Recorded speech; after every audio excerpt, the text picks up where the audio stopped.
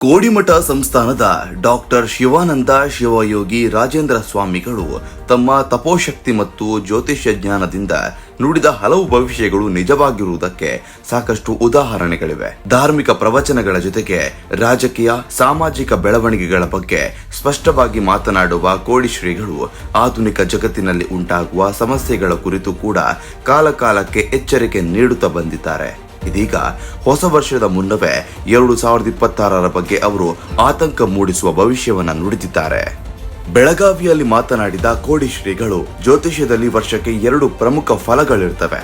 ಒಂದು ಸಂಕ್ರಾಂತಿ ಫಲ, ಮತ್ತೊಂದು ಯುಗಾದಿ ಫಲ ಎಂದು ಹೇಳಿದರು. ಹೊಸ ವರ್ಷ ಸಂತೋಷವೇ ಅಥವಾ ಸಂಕಷ್ಟವೋ ಎನ್ನುವುದನ್ನ ಈ 2 ಫಲಗಳ ಆಧಾರದ ಮೇಲೆ ಅರ್ಥ ಮಾಡಿಕೊಳ್ಬೇಕು ಎಂದು ತಿಳಿಸಿದ್ದಾರೆ.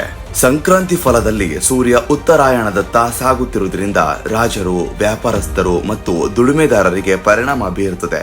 ಸಂಕ್ರಾಂತಿ ಕಳೆದ ಬಳಿಕವೇ ವರ್ಷದ ಭವಿಷ್ಯವನ್ನ ಹೆಚ್ಚು ನಿಖರವಾಗಿ ಹೇಳಬಹುದು ಎಂದು ಕೋಡಿ ಶ್ರೀಗಳು ಹೇಳಿದರು. 2025ರಿಗಿಂತ 2026ರಲ್ಲಿ ಸವಾಲುಗಳು ಹಾಗೂ ಕಷ್ಟಗಳು ಹೆಚ್ಚಾಗುವ ಸಾಧ್ಯತೆ ಇದೆ ಎಂಬುದನ್ನ ಅವರು ಎಚ್ಚರಿಸಿದರು. ಯುಗಾದಿ ನಂತರ ಮಳೆ, ಬೆಳೆ, ರೈತರು ಮತ್ತು ಭೂಮಿಯ ಸ್ಥಿತಿಗತಿಗಳ ಬಗ್ಗೆ ಸ್ಪಷ್ಟವಾಗಿ ಹೇಳಬಹುದು ಎಂದರು. ಈಗಿನ ಪರಿಸ್ಥಿತಿ ಸಂಪೂರ್ಣ ಅತಂತ್ರವಾಗಿದೆ ಎಂದು ಕೋಡಿ ಶ್ರೀಗಳು ಅಭಿಪ್ರಾಯವನ್ನು ವ್ಯಕ್ತಪಡಿಸಿದರು. ಹೀಗಾಗಿ 2026ರ ಹೊಸ ವರ್ಷ ಜಗತ್ತಿಗೆ ಸಂಕಷ್ಟಗಳ ಸರಣಿಯನ್ನೇ ತರಬಹುದೆಂಬ ಆತಂಕವನ್ನ ಭವಿಷ್ಯವನ್ನ ಅವರು ವ್ಯಕ್ತಪಡಿಸಿದ್ರು. 2026ರಲ್ಲಿ ಭಾರಿ ಮಳೆ ಮತ್ತು ಪ್ರವಾಹಗಳು ಅಪಾಯಕ್ಕೆ ಕಾರಣವಾಗಬಹುದು ಎಂದು ಕೋಡಿ ಶ್ರೀಗಳು ಭವಿಷ್ಯವನ್ನ ನುಡಿದಿದ್ದಾರೆ. ಸುಮಾರು 8% ಜಗತ್ತಿನ ಭಾಗಗಳು ಮುಳುಗುವ ಲಕ್ಷಣಗಳು ಕಾಣಿಸುತ್ತಿವೆ ಎಂದು ಹೇಳಿ ಯುಗಾದಿ ನಂತರ ಈ ಕುರಿತು ಇನ್ನಷ್ಟು ನಿಖರ ಹಾಗೂ ವಿಸ್ತೃತ ಮಾಹಿತಿಯನ್ನ ನೀಡುವುದಾಗಿ ತಿಳಿಸಿದ್ದಾರೆ. ರಾಜ್ಯ ರಾಜಕೀಯ ಕುರಿತು ಮಾತನಾಡಿದ ಕೋಡಿ ಶ್ರೀಗಳು ಹಾಲು ಮತ ಸಮಾಜದಿಂದ ಅಧಿಕಾರ ಕಿತ್ತುಕೊಳ್ಳುವುದು ಸುಲಭವಲ್ಲ ಎಂದು ಅಭಿಪ್ರಾಯವನ್ನ ವ್ಯಕ್ತಪಡಿಸಿದ್ದಾರೆ. ಪ್ರಸ್ತುತ ಮುಖ್ಯಮಂತ್ರಿ ತಾನಾಗಿಯೇ ಅಧಿಕಾರ ಬಿಟ್ಟು ಕೊಟ್ರೆ ಮಾತ್ರ ಬೇರೆಯವರಿಗೆ ಅವಕಾಶ ಸಿಗಬಹುದು ಎಂಬ ಸೂಚನೆಯನ್ನ ನೀಡಿದ್ದಾರೆ.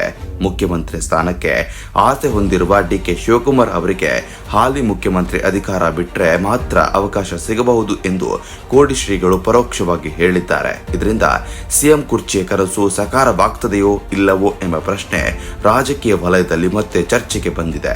ಒಟ್ಟಿನಲ್ಲಿ 2026ರ ಬಗ್ಗೆ ಕೋಡಿ ಶ್ರೀಗಳ ಭವಿಷ್ಯ ಜನರಲ್ಲಿ ಆತಂಕದ ಜೊತೆಗೆ ಕುತೂಹಲವನ್ನ ಮೂಡಿಸಿದೆ. ಮುಂದಿನ ದಿನಗಳಲ್ಲಿ ಯುಗಾದಿ ಫಲದ ನಂತರ ಈ ಭವಿಷ್ಯಗಳು ಯಾವ ದಿಕ್ಕು ತಾಳ್ತವೆ ಎಂಬುದನ್ನ ನಾವೆಲ್ಲರೂ ಕೂಡ ಕಾದು ನೋಡಬೇಕಾಗಿದೆ. ನಿಮ್ಮ ಪ್ರಕಾರ ಕೋಡಿ ಶ್ರೀಗಳ ಭವಿಷ್ಯದ ಬಗ್ಗೆ ಅಭಿಪ್ರಾಯ ಏನು ಅನ್ನೋದನ್ನ ಕಮೆಂಟ್ ಮೂಲಕ ತಿಳಿಸಿ. ಹಾಗೆ ಡಿಕೆಶಿ ಅವರಿಗೆ ಸಿಎಂ ಸ್ಥಾನ ಸಿಗುತ್ತೋ, ಈ ಪ್ರಶ್ನೆಗೆ ಕೋಡಿ ಶ್ರೀ ಅವರ ಉತ್ತರ ನಿಜವಾಗುತ್ತೋ ಅನ್ನೋದನ್ನ ನೀವು ಕಮೆಂಟ್ ಮೂಲಕ ತಿಳಿಸಬಹುದು. ಧನ್ಯವಾದಗಳು.